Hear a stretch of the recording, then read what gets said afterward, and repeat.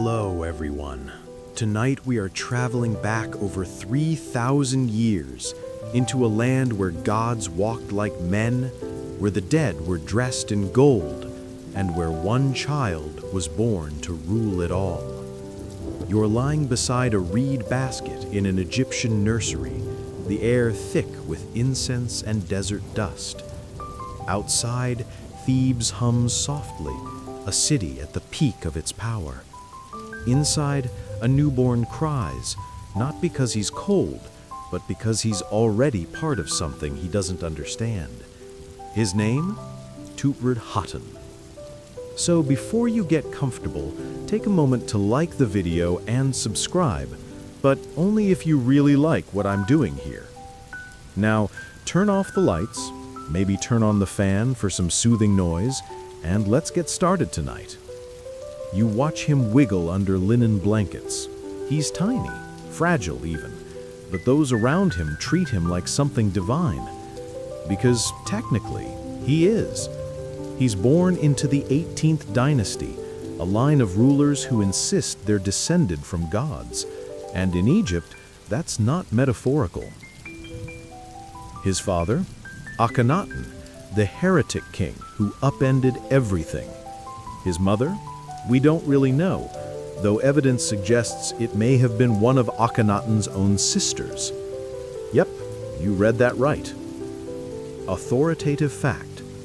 DNA studies published in 2010 confirmed that Tutankhamun was the son of Akhenaten and a woman who was also Akhenaten's sister, though her identity remains unknown. Incest among Egyptian royals was common, intended to preserve divine bloodlines, but it often came with genetic consequences.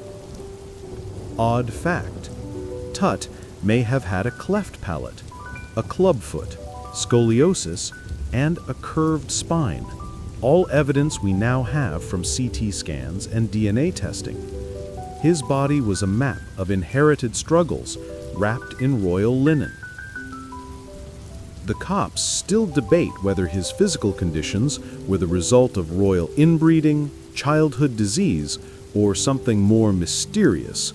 Some say malaria, some say congenital disorders, some whisper curses. But you, sitting beside his cradle, just see a baby with too many expectations. He is Tutankhamun now, named after the god Haten, the sun disk his father worships obsessively. Akhenaten's entire reign has been a revolt against traditional gods. He shut down temples, dismissed priests, and declared monotheism in a society built on polytheistic gods with crocodile heads and sunboat rides through the underworld. That's a bold move for a pharaoh. Bold and dangerous. You lie next to the baby as the nurses sing lullabies. They call him divine seed, beloved of the Haten, life of the two lands. But there's tension in the room. Eyes flick toward the door. Everyone's waiting to see what kind of future this child will grow into, and whether he'll survive to see it. Light joke number 1. You imagine a baby registry filled with gold rattles, tiny canopic jars, and my first pyramid onesies. Light joke number 2. You picture his first word being dynasty, just to please the palace historians. Light joke number 3. You think if Egyptian baby monitors existed, they'd have hieroglyphs instead of battery bars. He won't grow up like a normal child. His toys are shaped like gods. His crib is carved from ebony.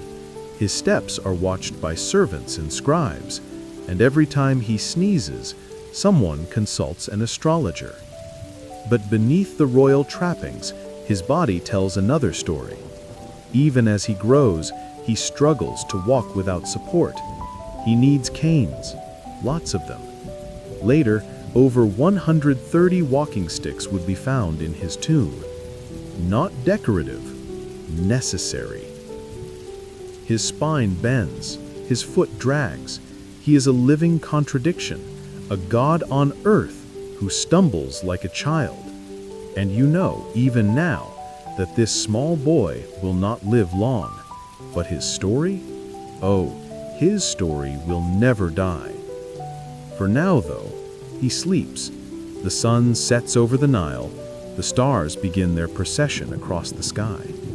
And Tutankhamun, divine son of a dying dynasty, dreams under embroidered linens, already entangled in fate. You wake to trumpets echoing down limestone corridors, the scent of myrrh rising from brass burners, and sandals shuffling against polished floors. The boy is 9 now, Tutankhamun, still so young his crown feels more like a costume than destiny. And yet, today, the gold is real. Today, he becomes Pharaoh. He doesn't get to play with dolls anymore. Now he wears a crook and flail. Authoritative fact: Tutankhamun ascended the throne around age 9, likely with the help of powerful court officials who ruled in his name. His reign began during a period of instability after his father Akhenaten's religious reforms. He sits on a throne carved with lotus blossoms and lion paws. Around him stand men old enough to be his grandfathers. His advisor, Horemheb, his general. They smile too much. Their fingers are always nearby. They're not babysitters, they're puppeteers. The child king raises his hand to silence the court. You feel the hush ripple through the chamber like a breeze over the Nile. For a second, he looks like he believes it, believes the power is his. Then he lowers his gaze. Even gods get nervous. Odd fact: his throne, found intact in his tomb, features an affectionate scene of him and his queen, Ankhesenamun, who was also his half-sister. They are depicted touching hands, unusual tenderness for Egyptian royal art. The Copts still debate whether he ever had real control. Was he a figurehead while and Horemheb ran the kingdom? Was he making decisions from the beginning, or did he just sign what they told him to? Either way, his youth was never his own. Light joke number 1. You picture a royal tutor saying, "Today we're learning math, and tomorrow we'll cover how to command 30,000 soldiers." Light joke number 2. You imagine Tut asking, "Can I finish my fig jam before we invade Nubia?" Light joke number 3. You suspect his throne was probably less comfortable than a modern beanbag. He's led into processions he barely understands. He visits temples where priests nod and chant and bow. Everyone pretends he's divine, but you can see how tired his small body is, how the heavy collars strain his neck. The crown might as well be a stone tablet on his skull. Still, he tries. You watch him mimic the men around him. He learns to speak slowly, nod with gravity, frown when necessary. It's an act, but all power starts as performance, right? And his name changes. No more Tutankhamun, the name tied to his father's monotheistic sun cult. Now he becomes Tutankhamun, living image of Amun, the old god, the popular god. It's a rebranding, centuries before branding becomes a thing. He doesn't decide this. And Horemheb do. But the people breathe easier. The Heretic king's legacy is quietly deleted. Temples to Aten crumble. Amun's priests return to power. It's not restoration, it's revision. You follow the boy as he signs royal decrees with a hand that still trembles. He's told it's his will, but the ink comes from someone else's jar.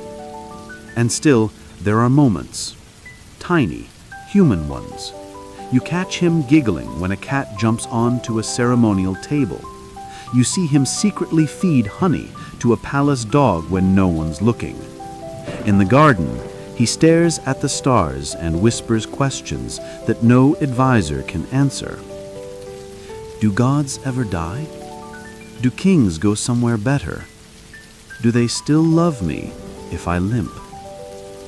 He'll never hear answers, not from the men in court, not from the scribes, not from the gods carved into granite. But tonight, he sits beneath the moon, the boy who became Pharaoh before he even learned to swim. And the kingdom, vast and golden, presses its weight onto his narrow shoulders. Still, he doesn't flinch. Not yet. You're leaning against a painted column now, inside a chamber lit by oil lamps and political panic. The boy king has barely warmed his throne, and already there's work to do, undoing the chaos his father left behind. Because Akhenaten didn't just rule, he tried to rewrite the rules, abolishing gods, dismantling temples, and moving Egypt's capital to the middle of nowhere. That's a bold legacy to inherit when you still need help tying your sandals. Authoritative fact: Akhenaten's reign was marked by a dramatic shift to monotheism, worshipping Aten, the sun disk. He suppressed the traditional pantheon of Egyptian gods, especially Amun, causing political and religious upheaval. After his death, Egypt quickly reversing these reforms. Tutankhamun, at age 10, issues a royal decree, returning worship to Amun, moving the capital back to Thebes, and officially disowning his father's legacy. Does he understand what he's doing? Maybe not fully, but it's written in his name. Tutankhaten is now Tutankhamun. That one little syllable shift says everything. Forget Dad, I'm with the old gods now. Odd fact: many of Akhenaten's statues and reliefs were chiseled away, faces hacked off with violent precision. His name was omitted from official records. For over a millennium, Egypt pretended he never existed. The Copts still debate whether Tut truly believed in the restoration of the old ways, or if he was a puppet in the hands of Amun's powerful priesthood. Was this a spiritual return, or just good PR? Either way, you walk with him through the new temples, reopened, repainted, reborn. The priests smile wide. Offerings flood in. The people cheer. Not because they know the boy, but because they know Amun is back. Tut's approval rating spikes. He's not adored, but he's useful. Light joke number 1. You imagine I whispering, "Welcome back to the gods who never left the payroll." Light joke number 2. You picture Tut scribbling, note to self, "Never start a monotheistic revolution unless you want to be erased." Light joke number 3. You imagine ancient priests popping champagne, papyrus style, at the grand reopening of their temples. And then there's the capital. Akhenaten's glittering new city, Akhetaten, is abandoned like a failed theme park. You walk its empty streets, walls still painted with the sun god's ways stretching toward royal faces now covered in dust. It's eerie, beautiful, forgotten. Tut never returns. In Thebes, the new court regrows like weeds over old soil. Statues of Amun rise again. The traditional festivals resume. It's as if nothing happened. Egypt does not heal through therapy, it heals through denial. But what about Tut himself? He's still just a kid. Between royal ceremonies, he sneaks out to play Senet, the ancient board game of strategy and fate. He carves little wooden ducks. He listens to harpists with wide eyes and soft smiles. He wants peace, not power. And perhaps that's his tragedy. He's too normal, too kind, not ruthless enough for a world that grinds up kings. You watch him one afternoon, barefoot on a palace balcony, a falcon perched beside him. He reaches out, and the bird hops to his wrist, wings spread, golden eyes sharp. For a moment you wonder if he sees himself in that falcon, small, royal, trapped in a sky he never asked to fly through. He turns back inside. The hall awaits. The scrolls, the advisors, the throne. But he carries that bird's image in his mind, because even boy kings dream of freedom. You're in a candlelit chamber now, tucked between thick stone walls and embroidered drapes that don't quite hide the awkwardness inside. Tutankhamun, still barely a teenager, is getting married. And not just to anyone, to his half-sister, Ankhesenamun. Because in this world, family trees don't branch, they spiral inward. Authoritative fact, Tutankhamun married his half-sister Ankhesenamun, daughter of Akhenaten and Nefertiti. Royal incest was customary in Egypt to preserve divine bloodlines. This union likely began when Tut was around 10 and Ankhesenamun about 13. You stand with him at the altar, if you can call it that, beside a girl who looks more like a friend than a bride. She's calm, composed, maybe a little haunted. He's fidgety. His crown's too big.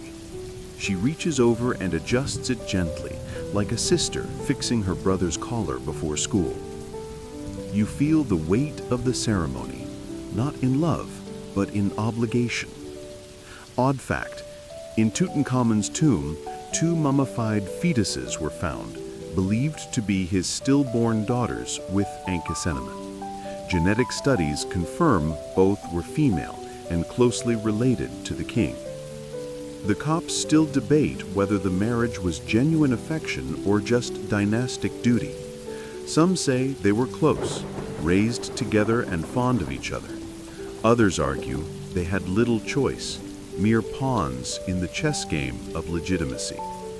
But you see them later, alone in a courtyard, sharing dates and laughter. He tells jokes, she rolls her eyes. She teaches him how to tie his sash properly. They walk in the garden barefoot. It's not a great love story, but maybe it's a quiet one. Light joke number 1.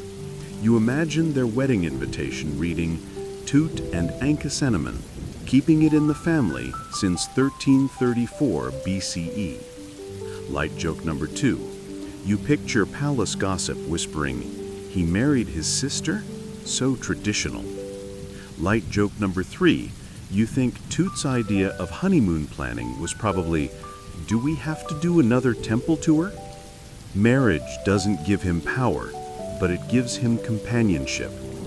In a world of advisors, priests, and yes-men, Ankhesenamun speaks plainly. She tells him when he's being silly. She warns him when Ai is manipulating a decree. She comforts him when his leg pain keeps him from standing during ceremonies. You notice her slipping poultices under his pillow, mixing herbs. She's not just his queen, she's his caregiver too. In the evenings, they read scrolls together. He's fascinated by stars. She likes poetry. They draw strange shapes in the sand and guess which god might disapprove the most.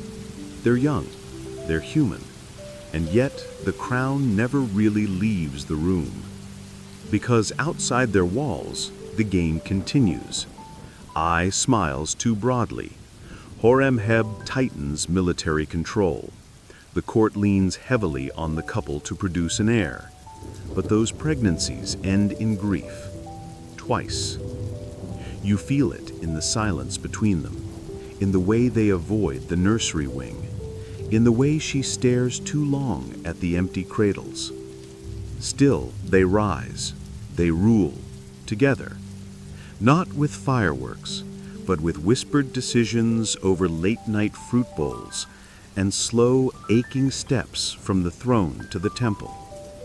You don't know how much longer they have, but tonight they sit side by side, hands intertwined, the boy king and his queen, not just heirs to gods, but children still learning how to live.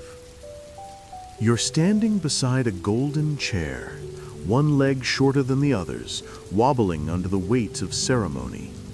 Tutankhamun adjusts his crook and flail for the 5th time today. He's 15 now. The crown still pinches, the sandals never quite fit. But his voice has deepened, and his posture, though crooked, carries more certainty. You watch him try to rule, really rule. Not just nod and sign scrolls, but lead, and oh, how awkward it is. Authoritative fact, while Tutankhamun's reign is largely remembered for the restoration of traditional gods and temples, little evidence exists of major policy decisions directly made by him. However, inscriptions show increased public building projects and military restoration during his reign, possibly under his direction, or at least in his name. He walks into court with a limp, but speaks with care. He's learning to balance power and performance. He tries to hold counsel without looking at A for approval. He asks questions that make scribes blink. Why are the taxes heavier in Upper Egypt? Why hasn't the barley been delivered to the south? Real questions, not just ceremonial ones. Odd fact, at least 130 canes were buried with him, many worn at the tips. They weren't for show. His leg deformities made walking painful and difficult. Some days he likely needed help just to stand through long rituals. The cops still debate how much real power he held. Was he a reformer, subtly steering policy behind his soft-spoken demeanor, or a puppet playing Pharaoh until the men behind the curtain tugged too hard? Either way, he's trying. You can see it in the temple dedications bearing his name, the restoration of monuments defaced under Akhenaten, the military expeditions carried out in his reign, at least on papyrus. Light joke number 1, you picture him whispering, "Do I have to look fierce during the smiting scenes? Can I just frown politely?" Light joke number 2, you imagine him wincing during long ceremonies, muttering, "If gods want me to stand for 3 hours, they could at least invent cushions." Light joke number 3, you suspect the only battle Tut ever led personally was against an aggressively overcooked date pastry. And still, he carries himself with something close to grace, at least when no one's watching too closely. He spends his evenings with Tutankhamun, poring over scrolls and stargazing. The two of them are still childless, still under pressure, still pretending they're not scared, but the palace breathes a little easier when they're together. There's laughter, rare and warm. There's music, too. Flutes and harps float through the corridors like silk. But outside the palace walls, things stir.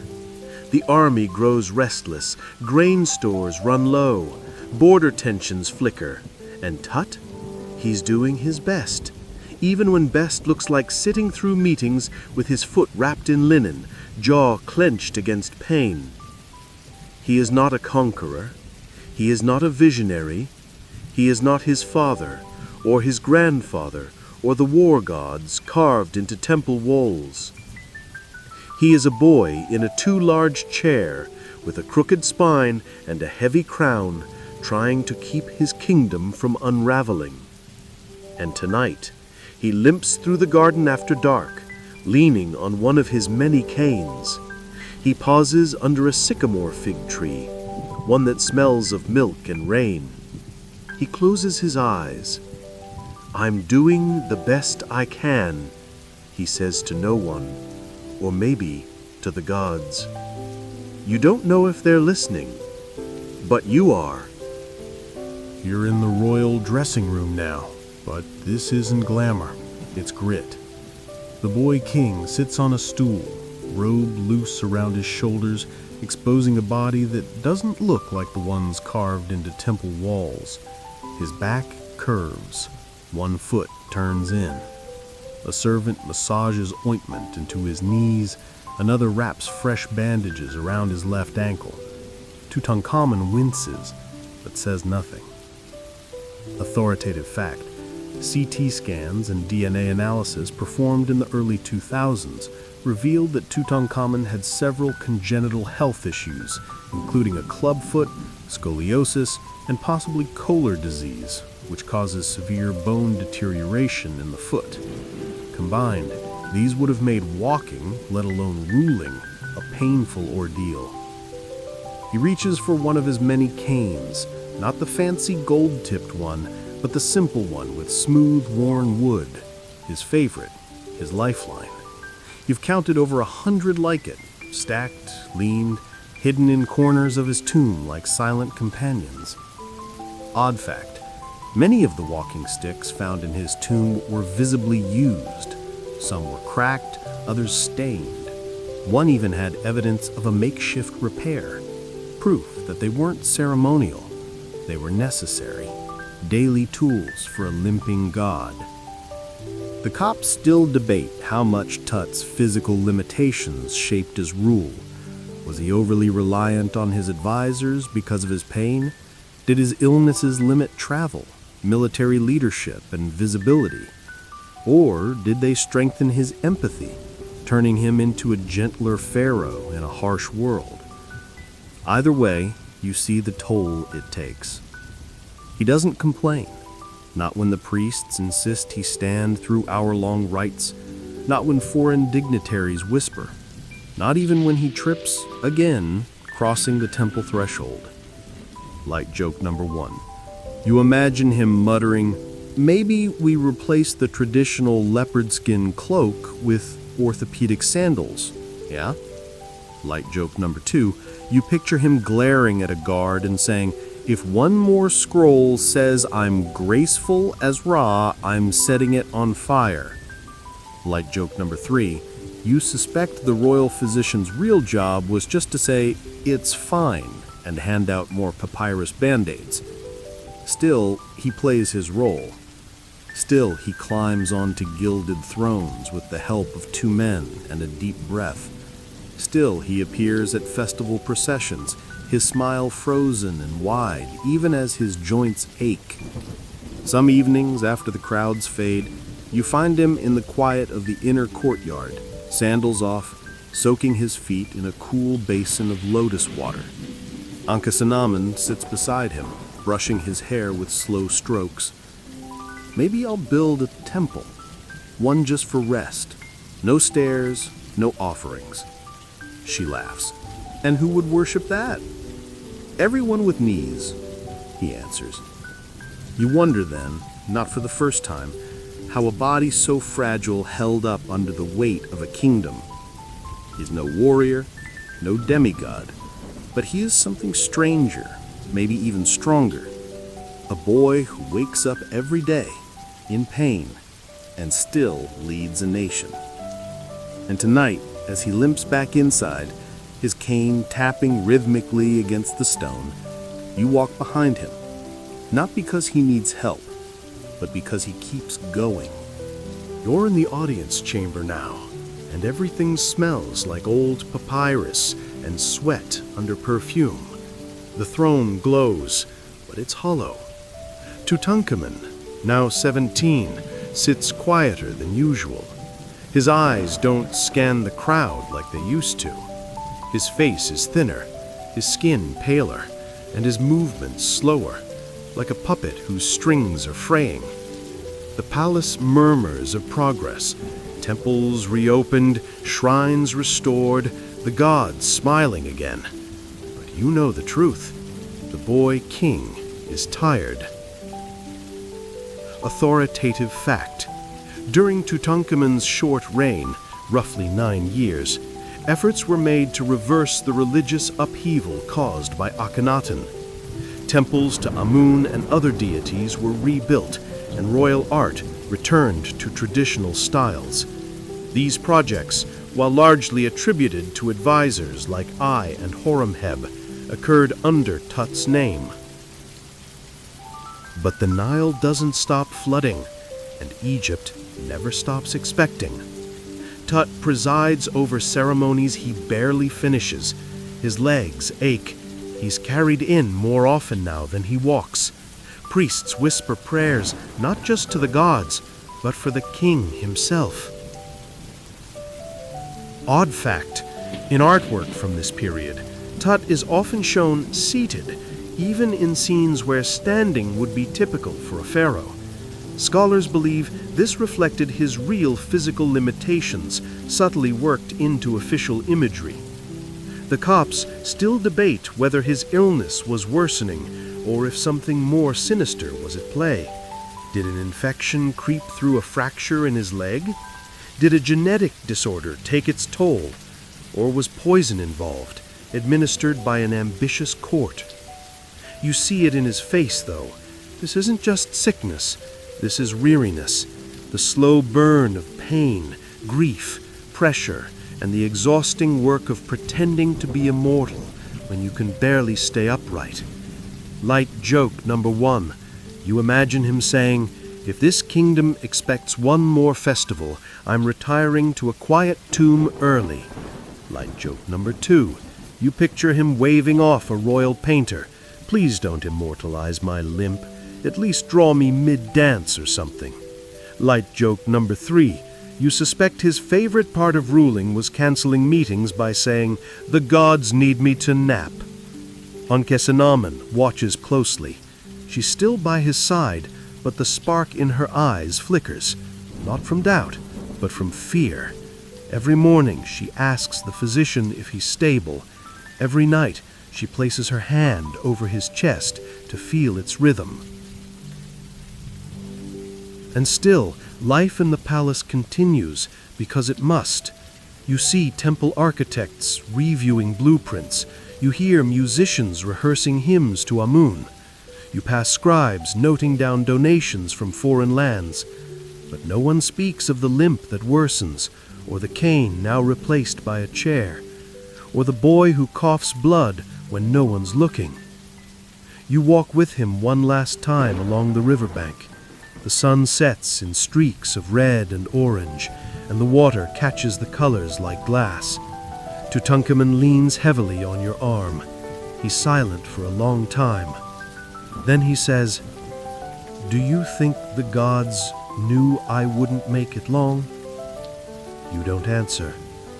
Because gods are funny like that. They demand everything, and they never explain why. You wake in the quietest room in the palace, the one with the veiled windows and the scent of myrrh too thick to be hopeful. The guards stand with bowed heads. The servants move like whispers. You already know. You already feel it. Tutankhamun is dying. Authoritative fact: the exact cause of King Tut's death remains unknown. CT scans revealed a serious fracture in his left leg just above the knee, possibly caused shortly before death. DNA tests also confirmed he had malaria, which may have worsened his already frail condition. He likely died around the age of 18 or 19. He's in bed, skin pale as linen, his breath shallow. Tutankhamun sits beside him, her fingers brushing his brow with the tenderness of a prayer. Around the room, officials murmur about succession. You want to scream. But in Egypt, even death must follow protocol.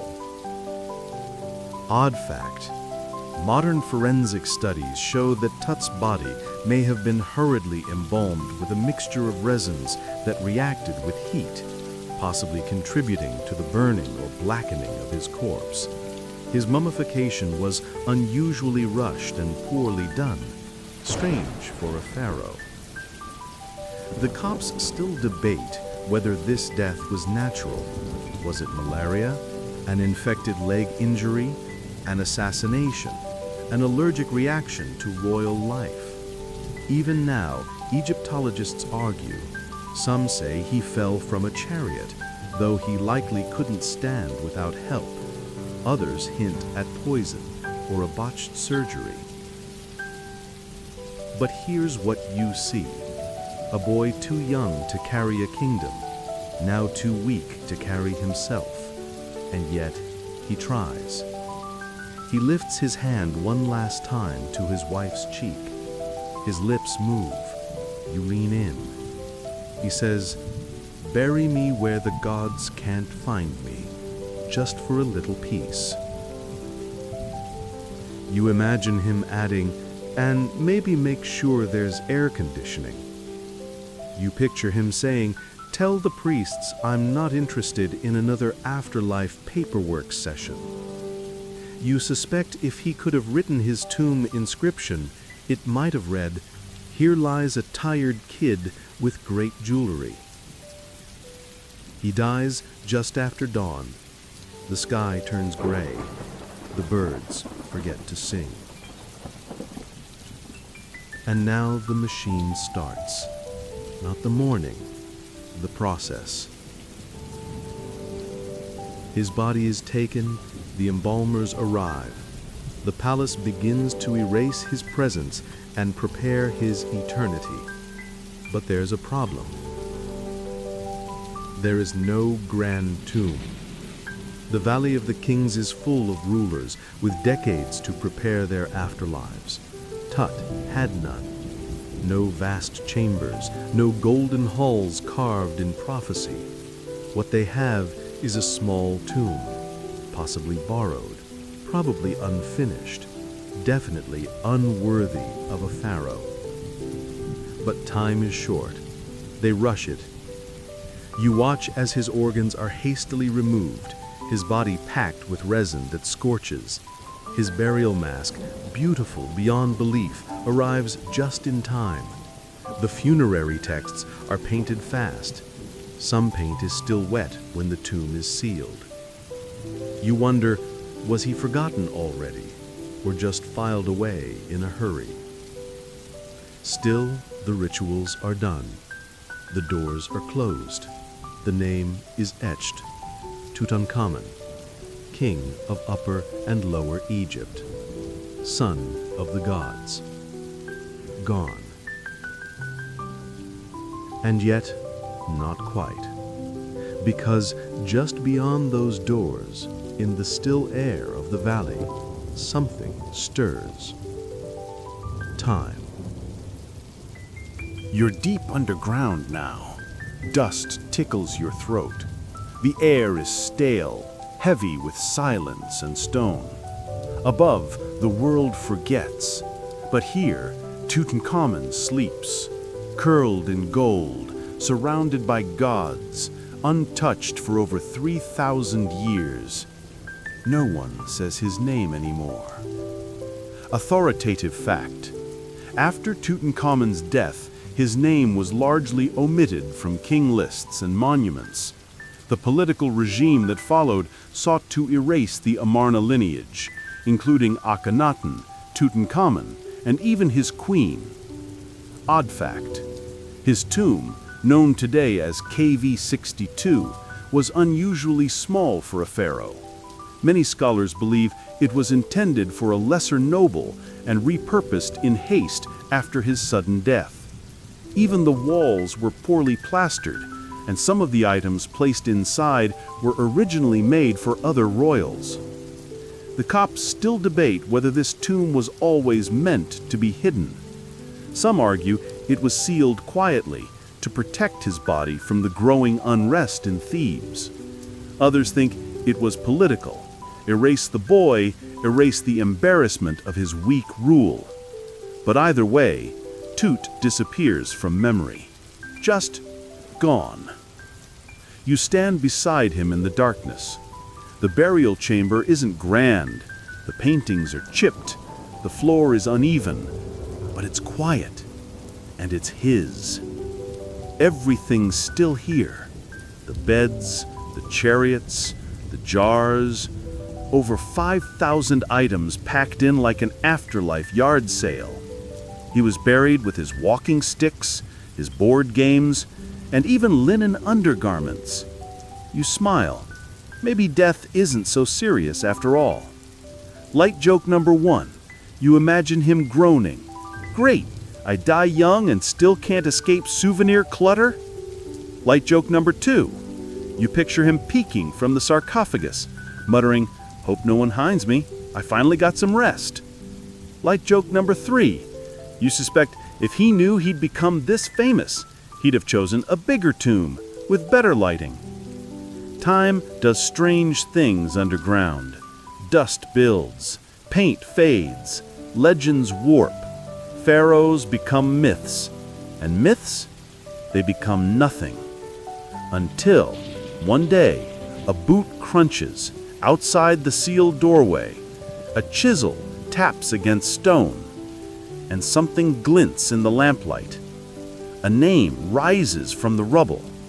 Tutankhamun, the boy king who ruled too young, died too soon, and vanished too completely, until someone decided to look harder.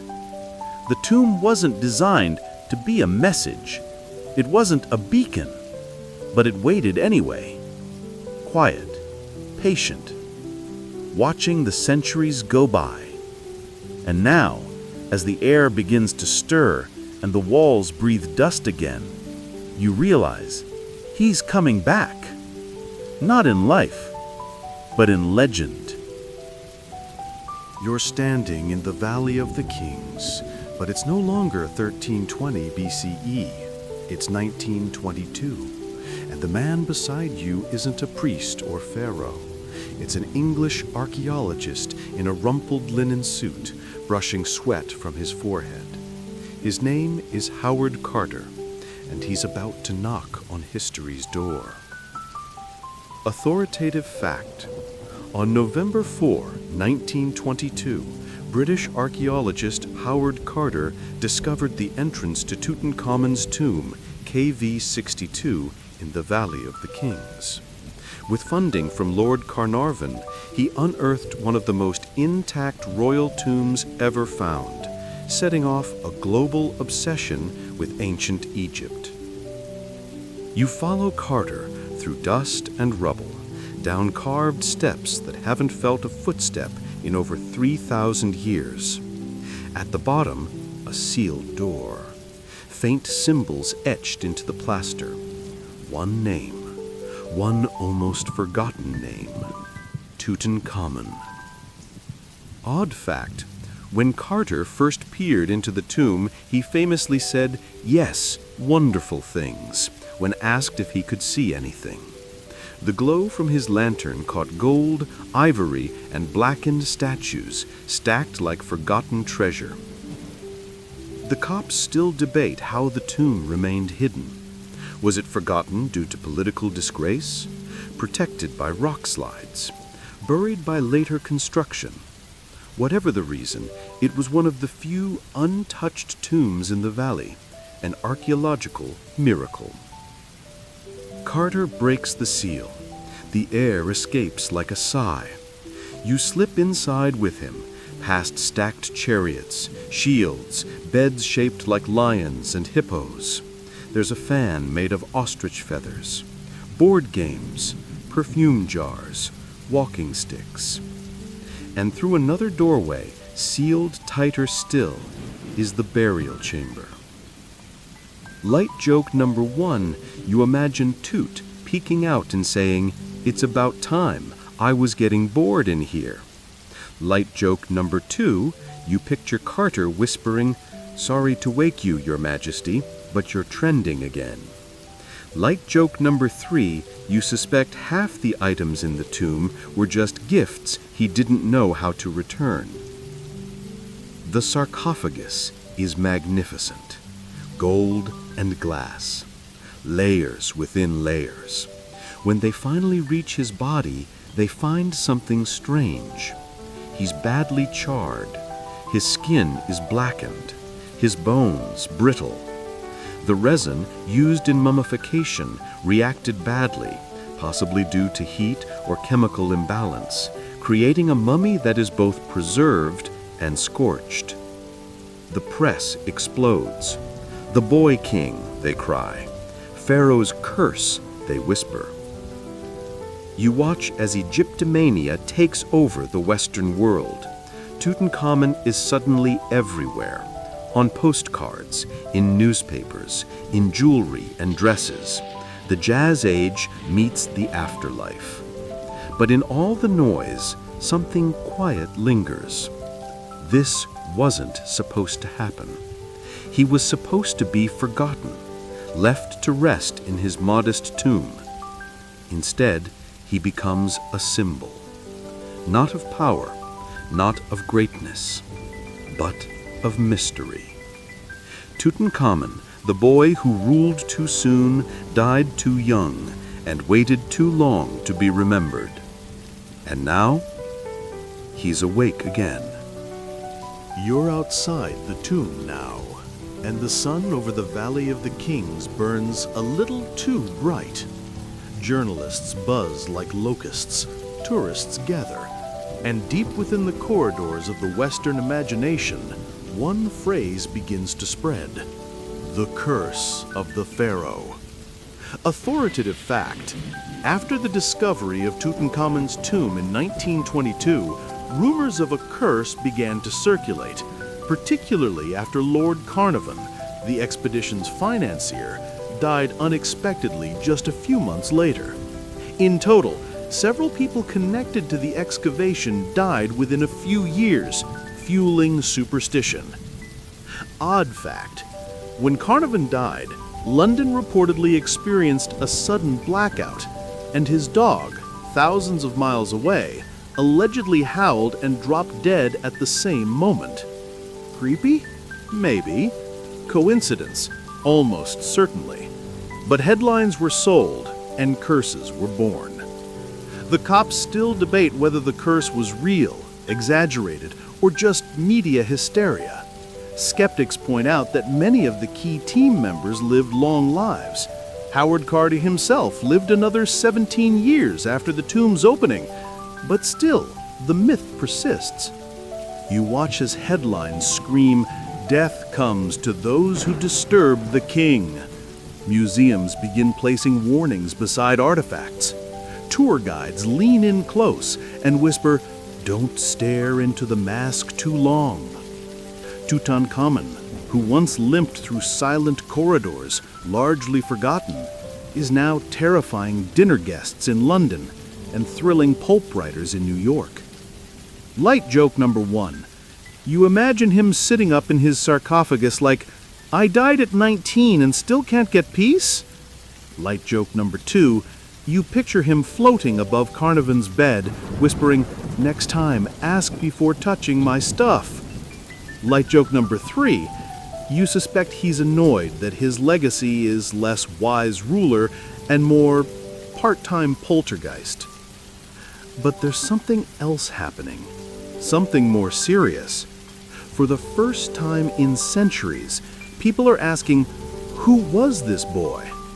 They look beyond the curse and see the artifacts, the toys, the canes, the golden sandals made for feet that barely worked. They see not just a king, but a human, young, fragile, caught in forces too large to escape. The exhibits begin. Tutankhamun's treasures tour the globe: Paris, Tokyo, London, Los Angeles.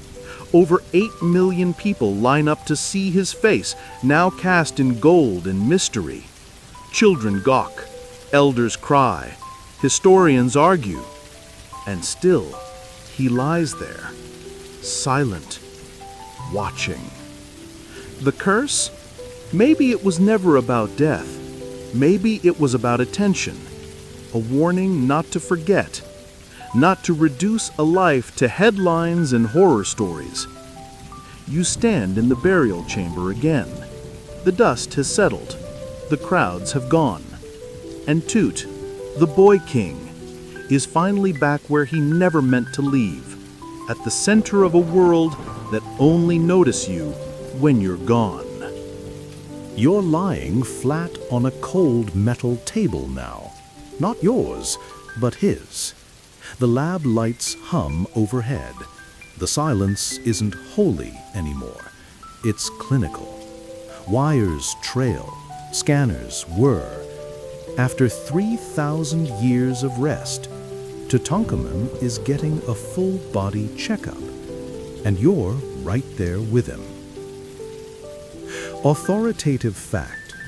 In 2005, a team of Egyptian scientists led a comprehensive CT scan of Tutankhamun's body.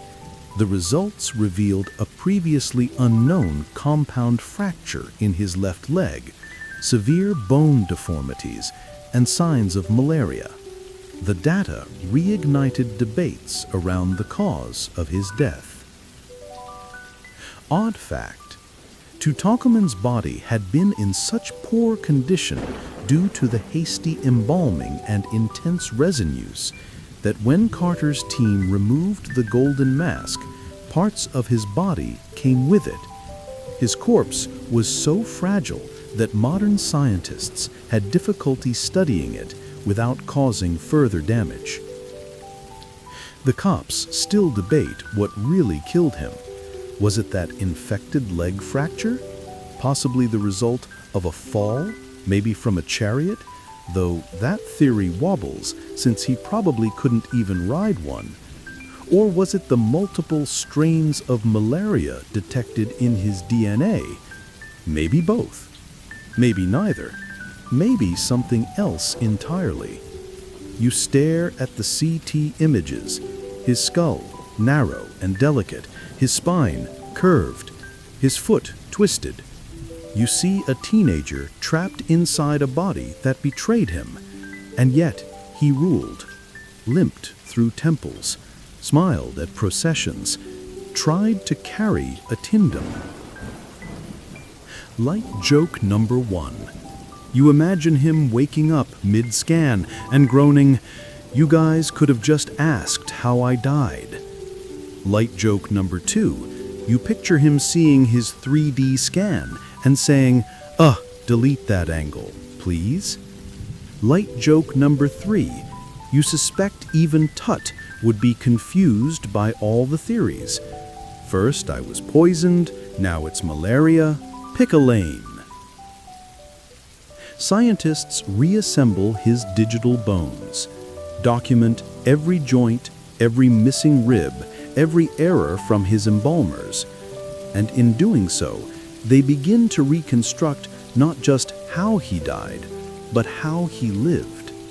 They see the signs of physical pain, of limitations, of someone propped up, literally and politically, his whole life.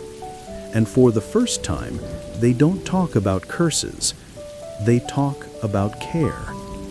Tutankhamun, his servants, even the embalmers who botched the job, they were rushing not to hide him, but to give him eternity before his name could be erased again. You watch as the scan concludes. A voice in the lab mutters, "He was just a boy." And it echoes louder than any prophecy. Tutankhamun, the ruler of 2 lands, the son of gods, the divine seed of a shattered dynasty, was just a boy who tried, who hurt, who died too soon. And now, in sterile light and digital bones, he's finally seen. Not as a curse, not as a symbol, but as someone real. You're backstage now, figuratively speaking, in a museum lit by track lighting and quiet awe. A crowd lines up outside, eager to see the treasures of a king whose story is more famous in death than it ever was in life. Tutankhamun has become a celebrity. Authoritative fact. Since the 1920s, King Tut has remained one of the most visited museum subjects in the world. The 1970s traveling exhibition, The Treasures of Tutankhamun, drew millions globally. Even today, his artifacts, especially his iconic golden death mask, remain centerpieces in the Grand Egyptian Museum in Giza. Odd fact. Tutankhamun's golden mask isn't just famous, it's technically flawed. In 2014, museum curators accidentally damaged the beard while cleaning it and reattached it with epoxy glue. The mistake caused international outcry over a 3,000-year-old facial accessory. The cops still debate whether this fame honors or exploits him. Does turning a pharaoh into a t-shirt mascot cheapen his legacy? Or does it keep his name alive when so many others have vanished into sand? You stand in the exhibit hall as people file in, families, school groups, tourists from across the globe. They point, they gasp, they whisper. Some joke, others tear up.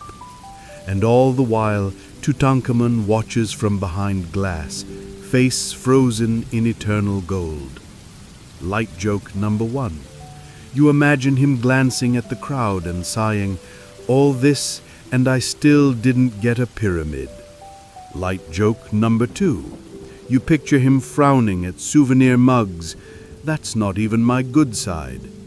Light joke number 3. You wonder if he'd prefer a quieter retirement. Just him, some stars, and a corner of the afterlife with good wine. But this is what his story has become, a global phenomenon. From a cramped tomb hastily sealed in 1323 BCE to being the face of ancient Egypt in Times Square, Tutankhamun has transcended kingship. He's a brand, a metaphor, a question mark painted in gold leaf. You walk through the gift shop, Tutankhamun earrings, King Tut Lego kits, golden bookmarks. People hold him in their hands, wear him, tag him in vacation selfies. And still his real body lies in the Valley of the Kings, still fragile, still watching. Fame is a strange afterlife. He ruled less than a decade. He fought no wars, built no great cities, and yet he outshines pharaohs who ruled for 60 years. Because his tomb was intact, because mystery never dies, because sometimes being forgotten is the best way to be remembered. You leave the museum as the sun sets. A child clutches a toy sarcophagus. A scholar debates burial customs. Somewhere, a podcast launches a new episode. Who really was King Tut? You smile, because you know he was a boy who tried to rule. A king who limped. A name nearly erased. And now, he's everywhere. You return now to the place where it began. Not the palace, not the temple, but the tomb. The Valley of the Kings is quiet again. No journalists, no tour buses, just stone, wind, and time. And beneath your feet, Tutankhamun still rests. Tut's mummy remains in the Valley of the Kings, not in Cairo with the rest of his treasures. In 2007, his remains were moved from his sarcophagus to a climate-controlled display case inside his tomb, KV-62, both to preserve the fragile body and allow visitors to view it. You descend the steps slowly. You've done this before, in dreams, in documentaries, in novels. But this time, it's personal. You know his crooked foot, the curve of his spine, the way his life twisted under a crown too heavy for his years. The air shifts. You pass through chambers emptied of gold, but not of meaning. You noticed what was left behind: broken arrows, pottery, bits of linen, things too ordinary for museums, too real for myths. Odd fact: in one corner of the tomb, archaeologists found partially eaten fruit, likely meant for the afterlife. Dried figs, seeds, spoiling slowly, silently. Even kings pack snacks for the road ahead. The cops still debate whether Tut's tomb holds secrets not yet found. Hidden chambers, undiscovered relatives, maps to greater treasures. Scans have suggested anomalies in the walls, but no one agrees what they mean. Tut, it seems, continues to tease.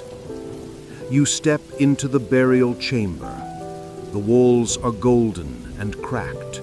The paintings, rushed, sloppy by royal standards, still shine. There's a dignity in the imperfections, a kind of honesty. Light joke number 1.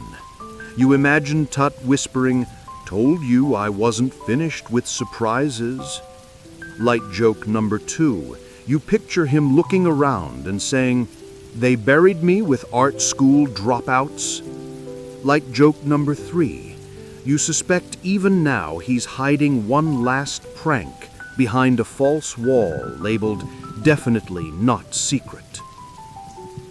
There he is, his body, thin, darkened, fragile, lying in a glass case beneath a linen shroud, not wrapped in gold anymore, but in silence. And yet, he's more real here than anywhere else. Not the mask, not the statues, not the museum exhibits or breathless documentaries. Just this. A boy who died before becoming a man, who ruled before he could ride a horse, who lived in pain but didn't complain. You sit beside him, and for the first time, there's no mystery to solve, no curse to fear, no timeline to trace, just a presence. You understand now. He was never meant to last this long, but he did. Not because he wanted to be famous, not because he built pyramids, but because he was human and flawed and fleeting. And somehow, that was enough. You rise. The tomb dims behind you. The desert wind tugs at your clothes like a curtain call. Tut sleeps, and you let him. You're outside now, just beyond the tomb's shadow, where sand softens underfoot and the sky melts into dusk. The Valley of the Kings stretches behind you like a forgotten whisper, and ahead the modern world waits. But you stay a little longer, because Tutankhamun still lingers, not as a pharaoh, not as a ghost, but as a question we keep asking and never fully answering. Authoritative fact. Despite being one of Egypt's most famous rulers, Tutankhamun's historical significance is largely posthumous. During his life, his reign was relatively minor compared to other pharaohs. Most of what we know about him, his health, his rule, his legacy, comes from the artifacts left behind. Odd fact. In 2018, radar scans of Tutankhamun's tomb reignited speculation about hidden chambers, possibly even the resting place of Nefertiti. Although later scans cast doubt, the mystery persists, drawing archaeologists back like moths to a golden flame. The cops still debate whether Tut's story is truly finished. Was his tomb all there is, or is he still hiding something? Another chamber, another name, another twist in the linen. You look back at the valley. It's quiet now, but it's never truly silent. Not when every grain of sand carries the sound of footsteps echoing from the past. Light joke number 1. You imagine Tut saying, "Seriously, if you find one more hidden room, I'm charging rent." Light joke number 2. You picture him grinning. "Turns out my greatest achievement was becoming everyone's favorite museum exhibit." Light joke number 3. You wonder if, had he lived longer, he would have invented the ancient Egyptian version of Instagram, just golden selfies and cat pictures. But here's the thing. Even though he ruled briefly and awkwardly and maybe even reluctantly, Tutankhamun has done something extraordinary. He made people look. Look at history, look at mystery, look at mortality in a golden mask. And even now, thousands of years later, we keep looking. You start walking away slow and steady. The stars rise scattered like amulets across the sky. Somewhere a jackal howls faintly. The wind stirs the sand and tugs at your sleeves as if whispering, "He was here. He was real. He was seen." And for a king who was almost forgotten, that's the closest thing to immortality. Tutankhamun's life was brief, painful, and buried in mystery, literally. Born from incest in a collapsing dynasty, he rose to Egypt's throne as a boy, ruled through ceremony and whispers, and died before his 20th birthday. For centuries, he was erased from history, sealed into a too small tomb, and left behind by time. But Tut didn't stay forgotten. In 1922, Howard Carter unearthed his tomb and sparked a global fascination. The boy king became a symbol, not of power, but of enigma. A teenager with a curved spine, clubfoot, and golden mask became the face of ancient Egypt. His treasures toured the world. His name became legend. We examined his DNA, scanned his bones, argued over how he died. Malaria, an accident, a murder. We still don't know. And maybe that's the point. Because Tutankhamun wasn't a conqueror or builder. He wasn't great. He was human. That's why we care. In the soft light of the tomb, behind the glass case and faded paint, we see not a ruler, but a boy who carried a kingdom with bent legs and quiet strength. His fame wasn't earned through war or monuments, but through persistence, through being remembered. He didn't ask to be famous. He just didn't disappear. And maybe that's why, every time we speak his name, the sands stir and whisper back, he still watches.